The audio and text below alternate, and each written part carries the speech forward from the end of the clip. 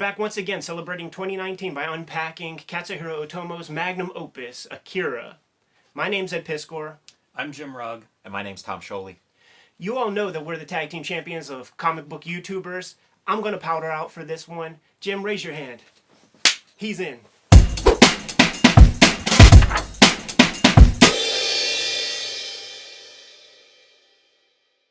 So the last volume ends with basically another one of those giant end of the world events. We've entered post-apocalyptic Neo-Tokyo. Yes. My first reaction to this story is how epic it suddenly becomes. Because we are now seeing Neo-Tokyo on every scale. From the very beginning, volume 1, where things are this big metropolis and we kind of get to see all these different levels of society, all the way down into the subterranean, to now the post-apocalypse, where it has been reduced to rubble, and now we're seeing the survivors trying to live. We're also in the post movie part of Akira. So if you were a fan of the anime, basically starting in volume 3, there's a lot of brand new material that you can sort of latch your teeth onto, and there is basically nothing in this volume that appears in the anime. Pretty much the only stuff that will appear in the anime from this point forward really is in the next volume when Tetsuo gets all big and gross, but we don't have to talk about that now. That's for another day. Yeah, I'm just very impressed. We've talked about setting as character in Otomo's works. Previously in Akira, but even in Domu. And to me, it really stands out in this one because we've seen this world so well realized in the first 1,000+ pages, and to see it devastated, it really had an impact. Yeah, see it transformed. I mean, there are a couple landscapes, and he established many landscape points of view throughout the story earlier. And then when you see the first good cityscape from the waterfront point of view, you really do see the devastation because there are no more of these giant skyscrapers and all that. There's nothing else there, and he does that a few times. From Lady Miyako's place, they take a look out and you just see the buildings on an angle and still smoldering. That's after 9/11 when there was still smoke and dust being kicked up a month, 2 months after everything transpired. Has those vibes, man. And it's just a totally different environment. It opens up with that the helicopter and then the big shot of everything, and it looks like the Galapagos Islands or something. It's just this. It's beautiful. This sea of blue, and then just all these little islands, and those islands are the tip tops of twisted skyscrapers, and it's just really amazing. You mentioned 9/11, Ed, and I wonder how much of that influences my reaction to reading this stuff now. How can it not? Right. This is a work that comes out, I guess, in the 80s and 90s, for the volumes I was reading, the reprints. But at this point, we've seen so much devastating footage of post-war sites, from 9/11 to, foreign countries, and it's impossible not to read this and just see the devastation.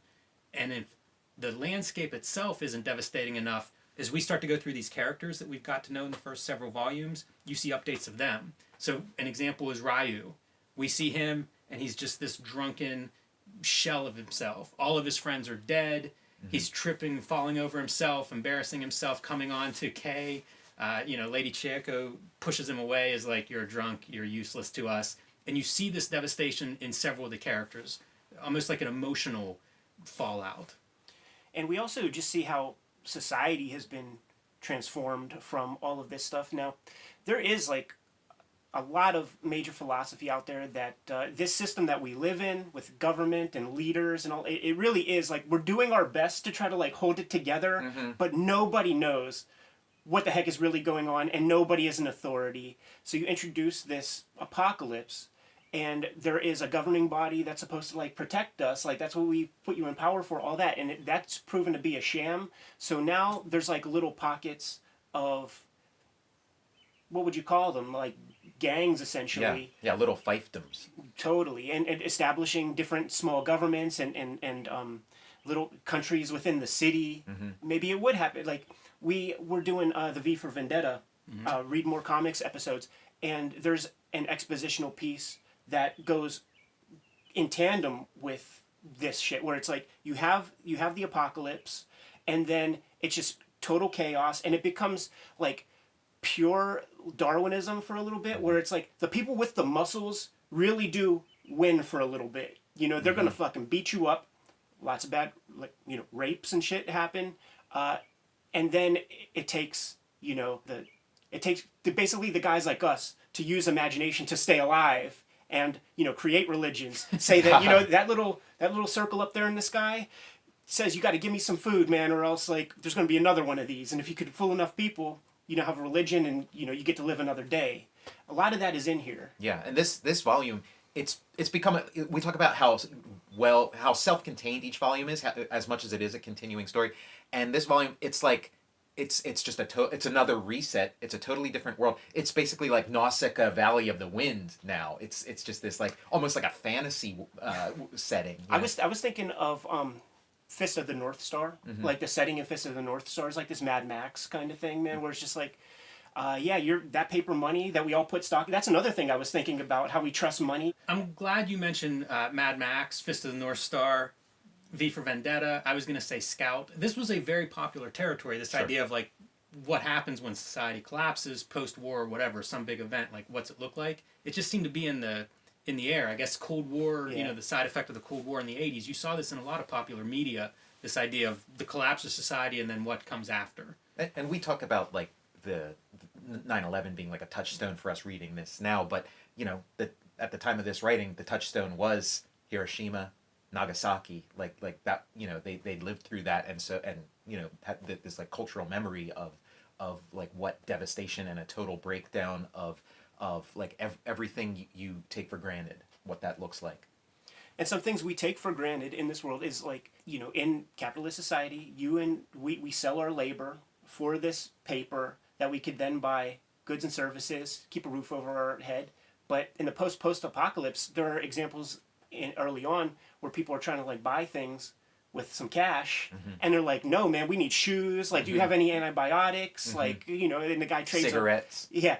Tobacco's important to Otomo. To this day, when you see photos of him, like, you go on Twitter and see him, like, out getting lunch with, like, the Akira assistants and junk.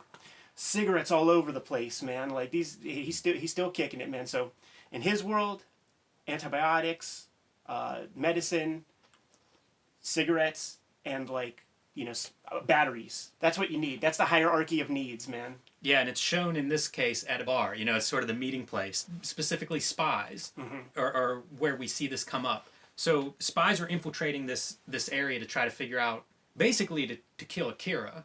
But, they're there to just get some boots on the ground, eyeballs. And so the opening shot with the helicopter that you mentioned, that is that team coming in and dropping spies off to kind of like infiltrate. And they're coming in under the guise of like humanitarian aid. Here's some supplies, here's some medicine, here's whatever. Right. And the big, like there's lots of factions, and we see them from a very small scale where a couple of street thieves at one point try to just rob Kay much later on. But then the bigger factions are really Akira and Tetsuo's gang, the New Tokyo Empire, they're calling themselves.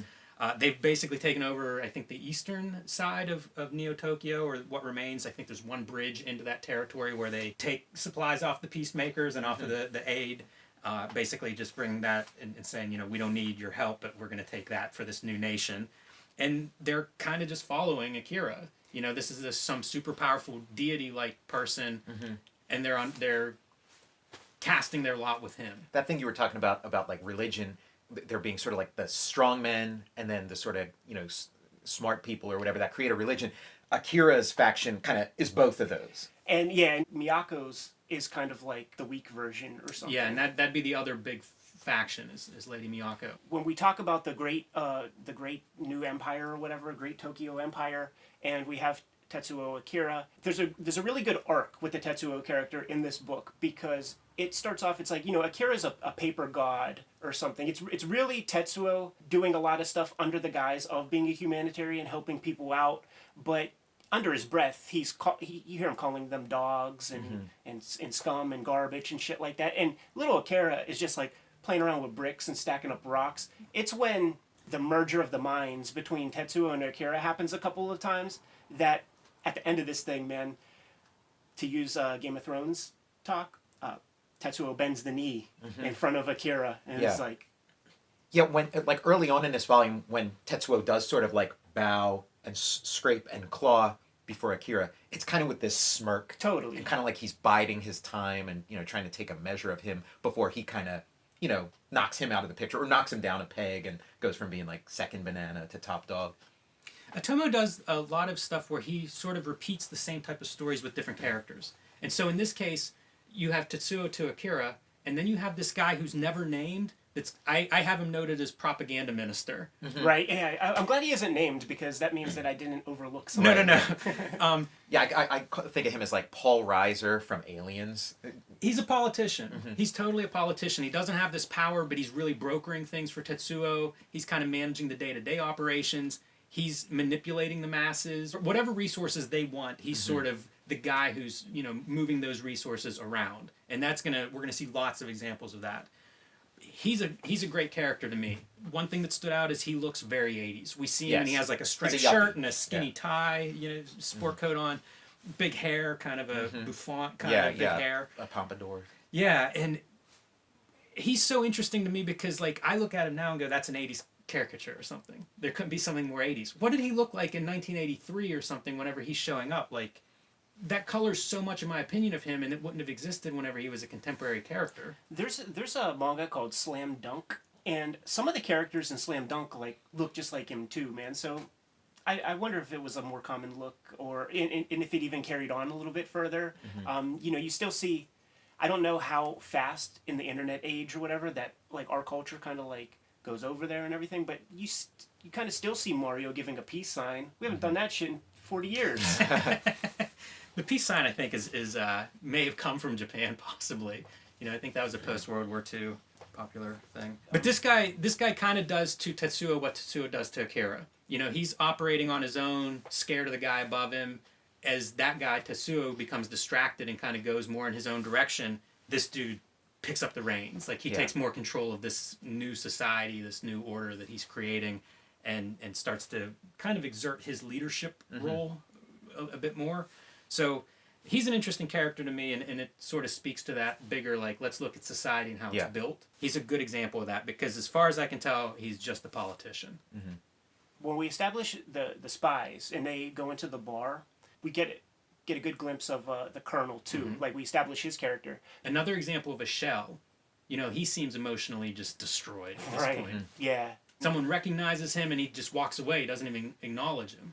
And the people who recognize him so desperately want to be led. They're working for Tetsuo or whoever, man, as hired guns or heavy hands or whatever. But you see tears in the guy's eye. Like, he desperately just wants to get things under control. He's a shepherd who's lost his flock. Yeah. And now he has to like walk around in like the shattered remains of this and of course order is so important to him, and so he's walking around in this like totally disordered world. One of the things that the American spies, are useful to us in this story is they are like the naive character that we can get a little bit of exposition from, figuring out like what the heck has happened in the past month, like how did things get this way, and we get a lot of answers in this volume. There's an expositional piece with them at the bar, and then Lady Miyako later on. Like, we discover like the origins of the Akira project. There's no doubt that Akira caused the first calamity. We get a lot of answers. Yeah, and talking about like the connection of this to Fireball, did you see when they showed like the class picture of like that of Akira's sort of generation, that little girl was there? I don't know, but I didn't see her. Like, I was looking because like there's like a little girl with like bangs and stuff. Well, I mean, when you take a look at the one panel, it's the young version of Masaru, Takashi, and Kyoko. Like, is that who you saw? I mean, maybe she aged into one of those characters. But what I did make note of, because that's Domu you were talking about. Domu, yeah, not Fireball. But yeah, the Fireball thing, they were talking about how a scientist, like within this program, was very interested in like the nervous system, and in Fireball, like when they start taking the guy apart, it is just like a nervous system, and there is that one panel where they show like the little electrodes or fiber optic cables getting pushed into the brain. That's very Fireball too, so I'm sticking with it, man. for sure. I agree with you 100%, Ed. I was kind of going through that origin sequence, like looking for all these clues and trying to piece it together. She explains the whole backstory of how it starts as a small government program and kind of develops. And I kept thinking, like there's things like remote viewing or whatever that we know our government experiments with, which could be then, you take it out of that military context and think about it in civilian stuff, and it's weird, unexplained phenomena. which obviously also exists, or at least there are records of it, and it just feels perfectly like this is one world. Like this stuff that they're experimenting on. The reason there's interest in the experimentation is because of weird occurrences outside of that. Something like Domu, where it's like, yeah, this stuff, if it were happening in a lab, is probably also happening in real time. Naturally, yeah. And so we get to see both sides. Akira is sort of the lab, military sanctioned, government sanctioned version. Domu is sort of like the urban legend, unexplained phenomena version, where we don't get all the answers there. We don't have the resources for it. It's in an uncontrolled environment, but it's still kind of the same example of that phenomena. We break news here on the Kayfabe channels. The other piece of the origin stuff that it reminded me of is Marvel Comics, right? It goes back to the 60s. There's a couple of panels. It's relatively brief, but it's also not scientific at all. They talk about like pumping salt water and giving it positive and negative charges in the brain in these little tiny canals and stuff. And I remember reading Barry Windsor Smith interview about Weapon X, and he's like, it's as bloody scientific as someone being bombarded with gamma radiation or bitten by a radioactive spider. And this felt a little bit like that. It was very comic book science fiction. Yeah, there's like when we were talking about like Miracle Man, it's like another version of that. I rant all the time about origins and how stupid and pointless they are, because like you're not going to explain how somebody sticks to a wall. So we don't need to see every single first movie is 90 minutes or 2 hours of this stuff. Yeah, it's not the best use of real estate. Akira's great. It's 2,000 pages and we get about 2 pages of origin. That seems appropriate. That seems like enough. Yeah, that's the right balance, yeah. It's perfect for the setup. The story's not really concerned with the 60s. It's just enough information to establish Lady Miyako knows some stuff. Because she's giving this information to Tetsuo after he first interacts with Akira's brain, and he needs answers. His head is spinning after what he discovers in that experience, and turns to the only place he can think to turn. The other characters that turn to her as well is Kay and Lady Chieko. They have the 2 kids, and they are struggling to take care of those 2 kids in this post-apocalyptic world. They're out scrounging for medicine. It's very hard to come by, and then using whatever medicines they find, which doesn't work great. And so Kay has a vision, or one of the kids has a vision or something, and says go to 19, number 19, find 19, which is Lady Miyako, and leads them to her as well. It's a good little sequence because it's that Hitchcockian thing where the viewer gets more information in the characters. So we know that number 19 is Lady Miyako, but Kay doesn't. So they're like making this pilgrimage, and the questions in your mind are like the suspenseful part of that is like, when, where, and how is Kay going to like discover that Miyako is number 19?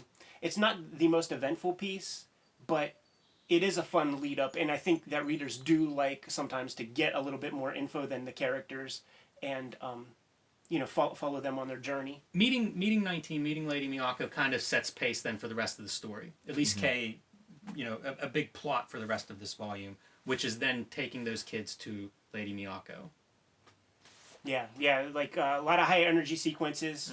Chieko and Kay, like, this isn't their first rodeo, so they know they're being spied on, and they see, some guy, which, can we just talk about the kind of coolness of that new character that is, kind of originates in this volume, who's like the Watcher, or whatever, blind guy with, physical eyes, wears a bandana, has like an eyeball painted on, like the third eye up there. Just a really cool character design. It made me think of like, it's like a Boba Fett kind of character or something, where you just like put your eyes on these characters and you kind of like wonder all about them, kind of like that guitar player guy in Fury Road. That's who I thought of. Yes. That character is what made me think like, oh, this is Nausicaa Valley of the Wind, because he's like straight out of there.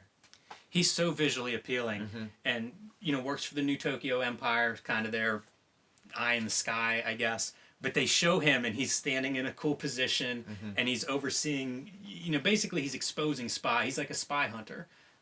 But also other pieces that come up. So, he finds the kids as well. Amazing character. Looks great and really messes up our heroes. Chase sequences are tough. And Otomo handles this stuff masterfully, because not only do we have a chase sequence with a purpose, but we kind of have 2, because we have 2 kids that we have to retrieve, man. And we follow these stories so clearly. There's a lot of drama in there. And a lot of lessons to learn as a cartoonist. Yeah, a great storyteller in that those 2 kids pretty quickly gets split up. And now, you've taken a story, that this is the tension in the story, and now you've divided it so it's double.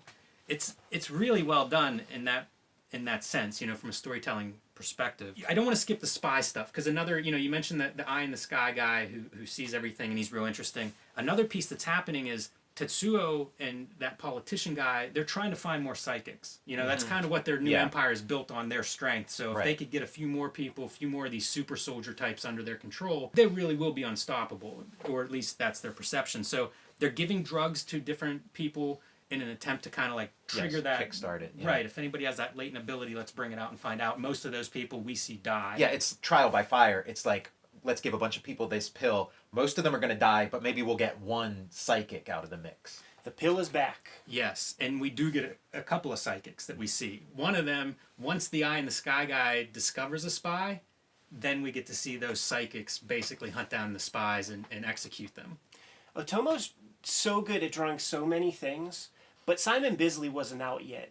Stephen Platt wasn't out yet when he was drawing his big hulking muscular guys with the veins and stuff.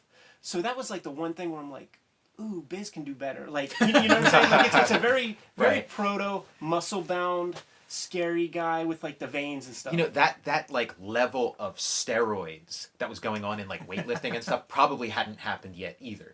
Right? Like yeah, you just didn't see physical human bodies that big yet. Man, I like the way that guy looked. I feel bad to dissent here, but I didn't realize whenever we first see him, he's in the foreground. The hunter, the psychic hunter.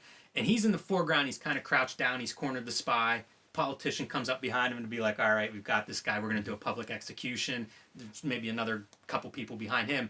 And they're smaller than like the psychic hunter, big dude. Yeah.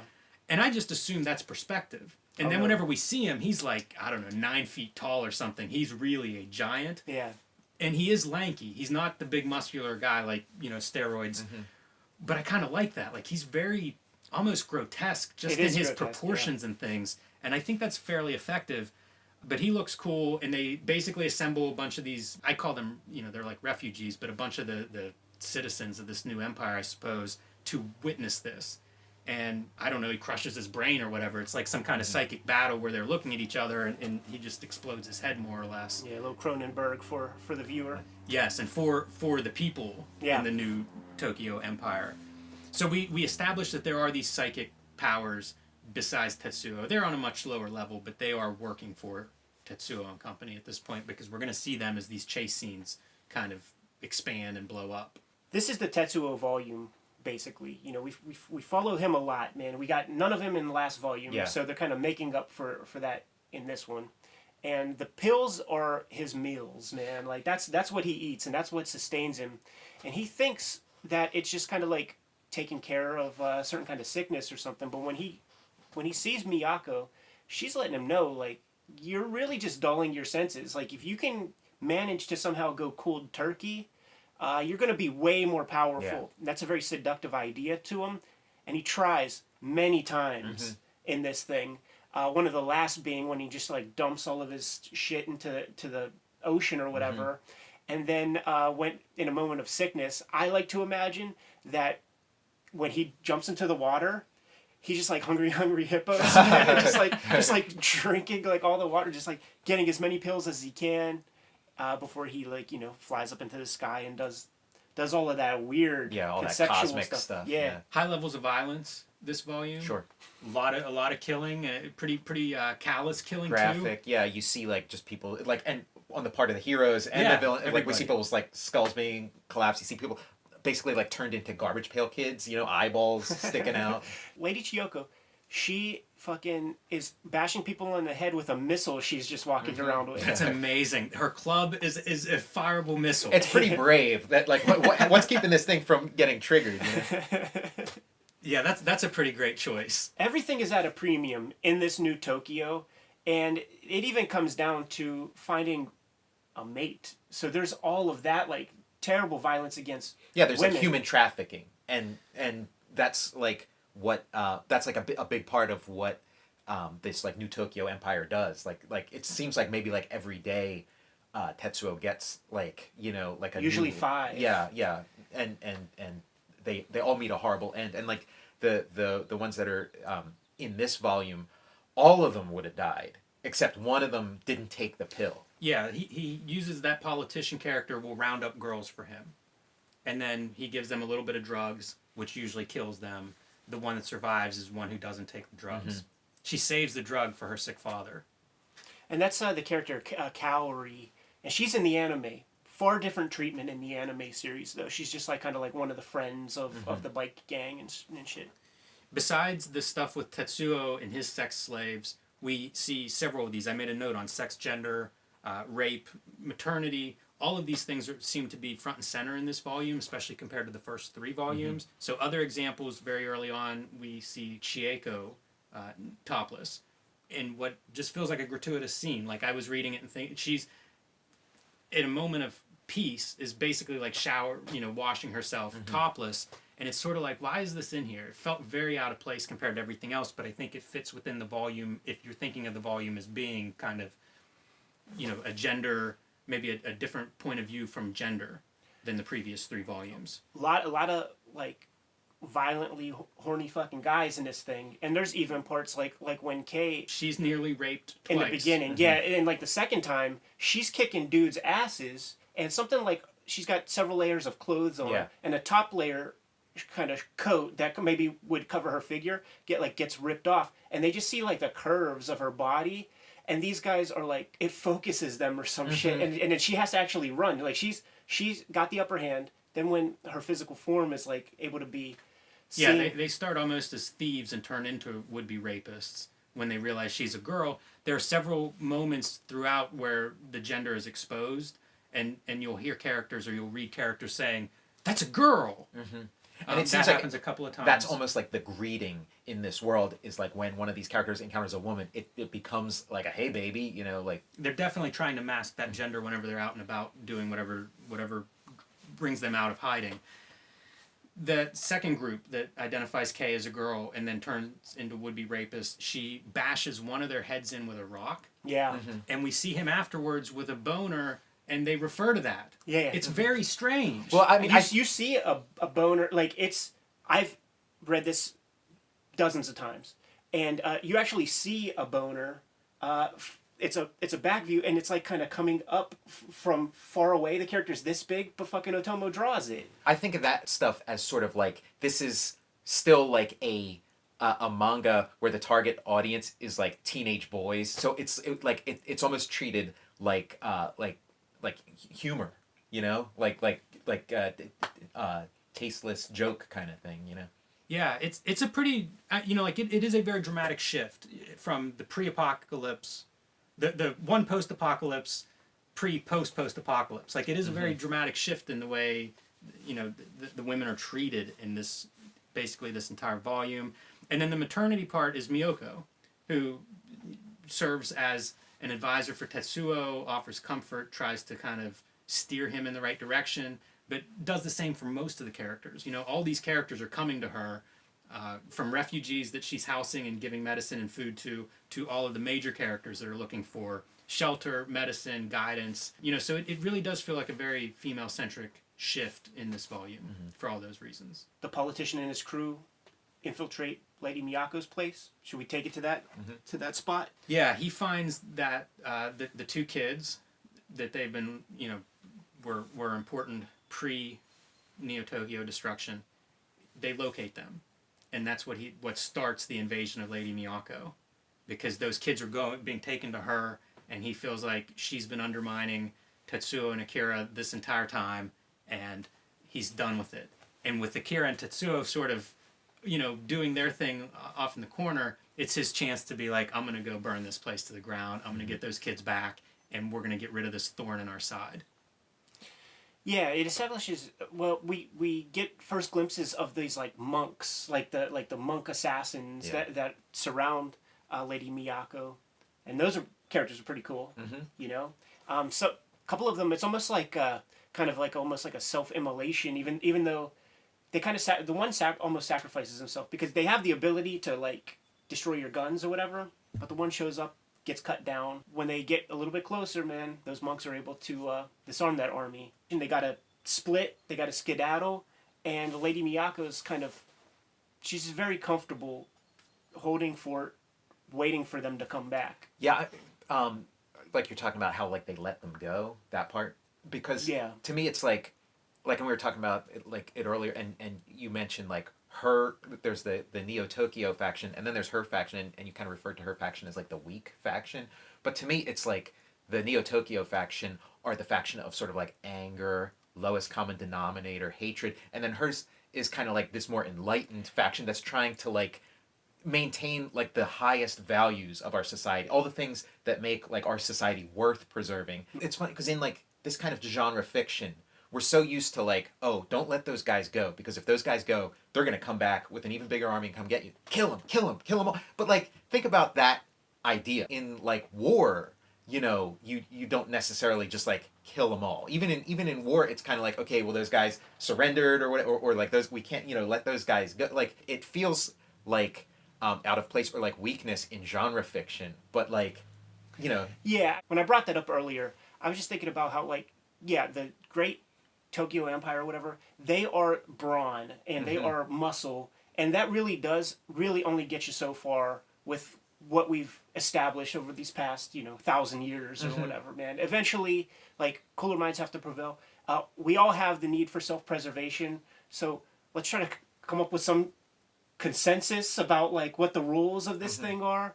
It's a better way to live, man, because at a certain point, if it is all just brawn, then you can't trust anybody. Sure. You probably can't even sleep easily because you have that fight or flight all the time. Like, how do you relax in a situation like that? Yeah, and I think that's like this story and stories of this type, that's kind of, seems to be like the theme, and what you want to sort of drive home is that these like higher values are like might seem in the short term to be like the wrong choice, but they're actually like, just better, from a survival point of view even. There's an alternative in this particular instance with Miyako, because she was in suspended animation for 13 years and had visions and dreams, and she references those. And so however this is going to play out and end, it's almost prophetic, perhaps. She from knows her the point big of view. picture. Right. And she references that a little bit in places. So, letting that politician go, maybe, or recognizing like maybe she is going to die in this whatever comes next. I wonder if some of that is based on these almost like visions, like she believes this is how things are going to play out and then lets it happen. And her character, like that sort of character type is kind of like based on sort of like meditation, mindfulness, and like and all of those things are sort of about letting go and just sort of allowing, things to be as they are, and not struggle against, things that are just, just part of life. And she's also used as like a plot device, because then since she has this perspective where she knows everything, she can drop stuff like, oh, Kaneda, Kaneda's someplace else, and who knows where that is, and so then it sort of plants the seed for like his possible return, and yeah, like you said, that like, oh, maybe there's a larger plan with letting those people go.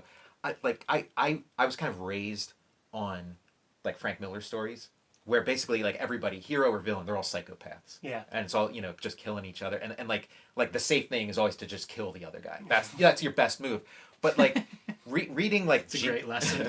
reading like G.I. Joe comics, for doing like a G.I. Joe comic myself, like reading that, it's like Cobra Commander like follows the rules of war. He's like, oh, they surrender, Geneva Conventions, they surrendered. So it was like interesting to me that like, oh yeah, we've been conditioned by the sort of Frank Miller effect to like, think that like you got to be a psychopath. Like even the heroes have to be psychopaths in these stories. But no, that's like a relatively recent development. Prior to that, it's like, it's like, oh, we gotta let them. They're waving the white flag. We gotta let them go. Where like, like in a Miller, if somebody's waving a white flag.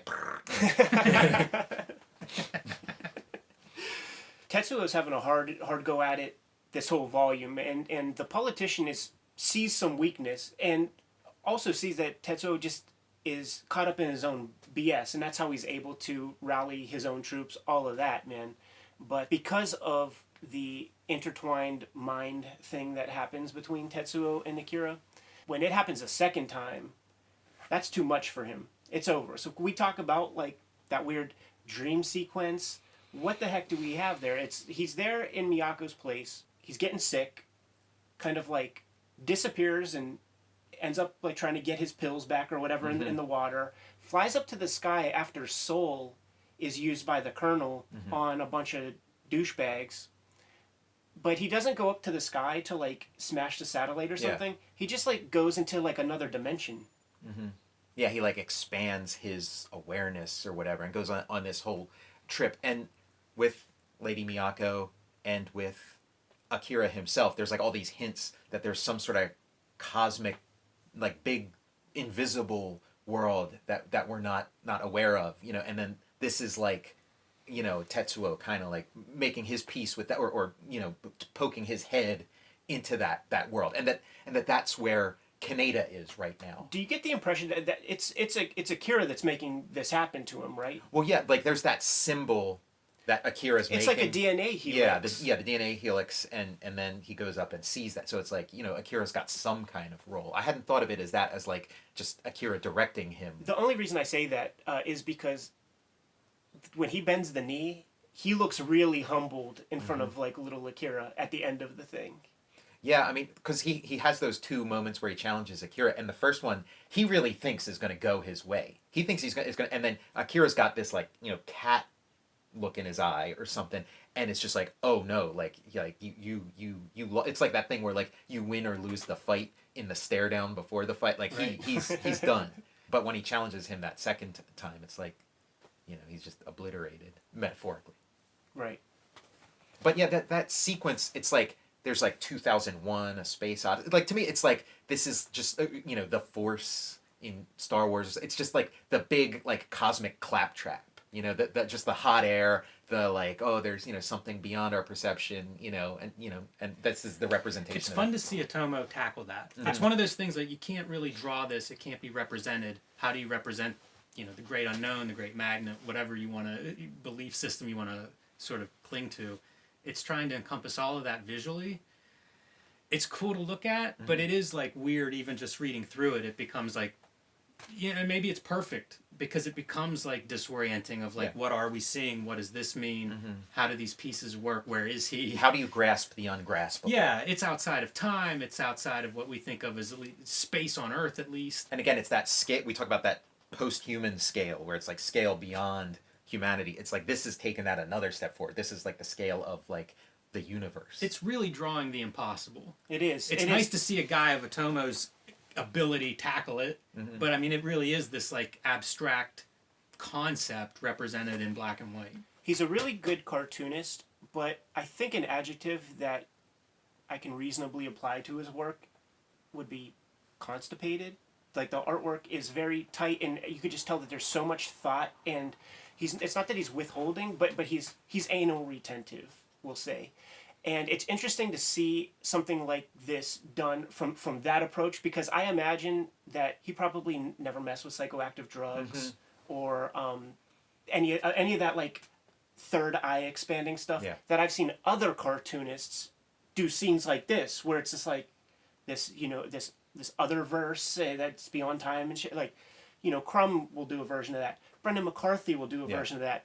Now, I'm not going to get into slander libel and suggest that, you know, some of these cartoonists have been messing with like crazy drugs, but I went to art school and I could tell, like, anybody who I thought was on a couple of things, man, as I got to know them, they were on a couple of things, because you can't, like, with a right thinking person that doesn't have those like mind expanding visions, they don't draw that way, you know, and like his is square. His is like Clowes and Patience, where it's like this very meticulous, thought out, like no line out of place. You know who's another one to think of is Steve Ditko, because Steve Ditko, it's like, oh, it's Doctor Strange, it's the other, oh, this is such mind expanding stuff, and it's like, you know for a fact, looking at every line of that Steve Ditko never touched anything. Exactly. You know, it is like a very, very, it's way out for superhero comics post Comics Code, but it is so square compared to like, oh, we're depicting these like, you know, psychoactive, you know, landscapes. And in this, Canada comes back. He does. That's how this volume ends. He's ripped out of the upside down or the right side up, depending on how you look at this thing, man. And he's there. That's how this thing ends. There are several moments in this volume that feel like maybe an editor kind of pulled Otomo's coat a little bit and was like, the reader's really want this. The readers really like this because it feels a little clunky. Like, it doesn't feel like he had this idea in mind. The comeback of Kaneda. The comeback of Kaneda is one, but also like that expositional origin piece.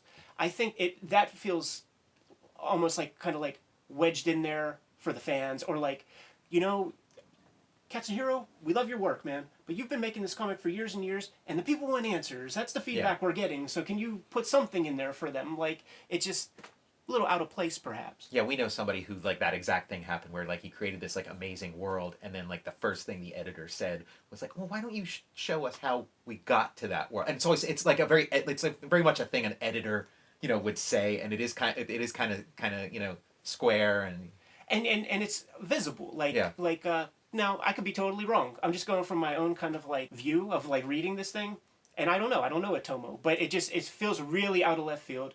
The Kaneda character is a beloved character. Like, when people see Akira, like you know, civilians who don't fuck with this, they think that the guy in a red coat is Akira. Mm-hmm, so it's like you can't kill him.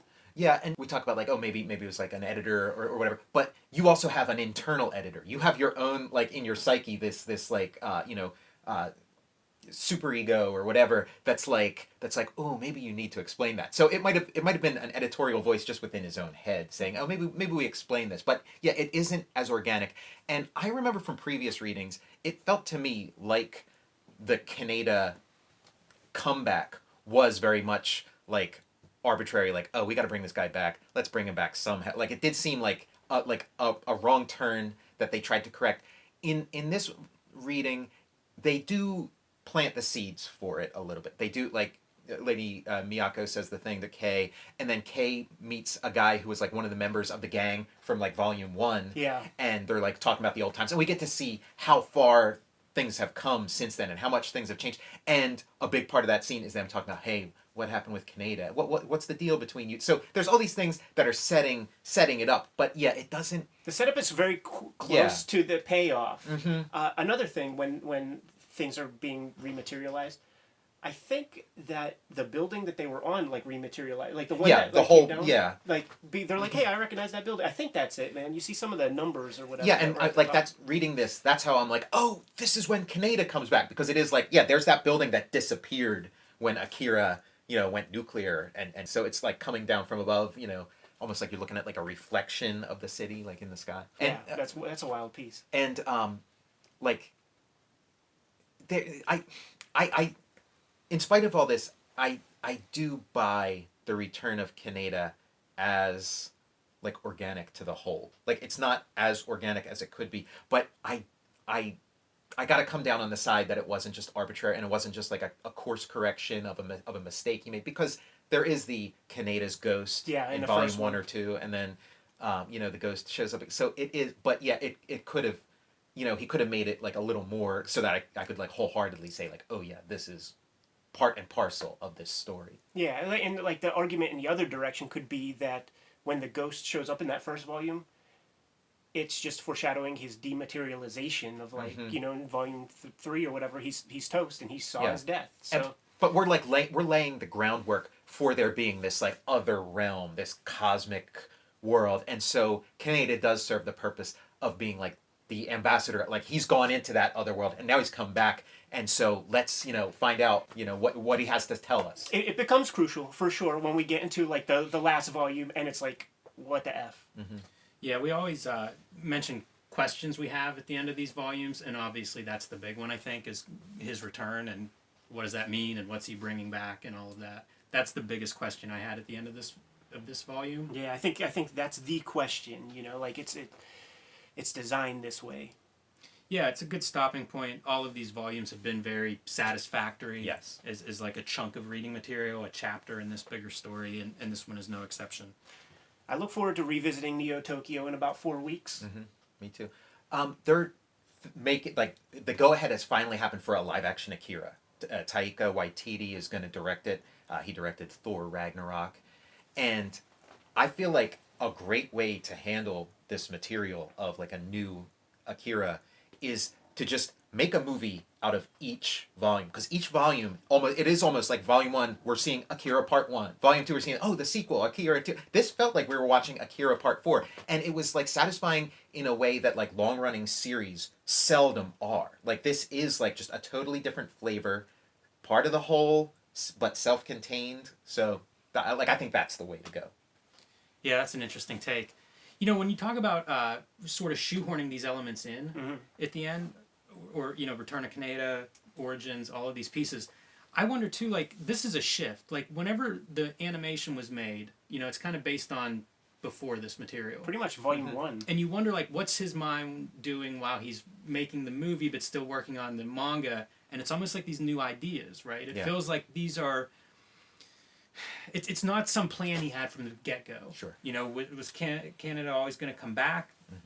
Who knows? Like the nature of this serial storytelling is that you suddenly wake up one morning with a new direction, and maybe that changes everything. And I think that, who knows, possibly some of that stuff does happen here because this story is so big, and these turns are like, I don't know that he had all of this stuff in mind, these details, whenever he's racing bikes through the streets of Neo-Tokyo in Volume 1. It's like where this story has gone, I assume, is probably surprised him along the way too. So some of this stuff may be a little bit awkward getting this stuff in, and I'm sure he's a different artist as well at this point in the storytelling.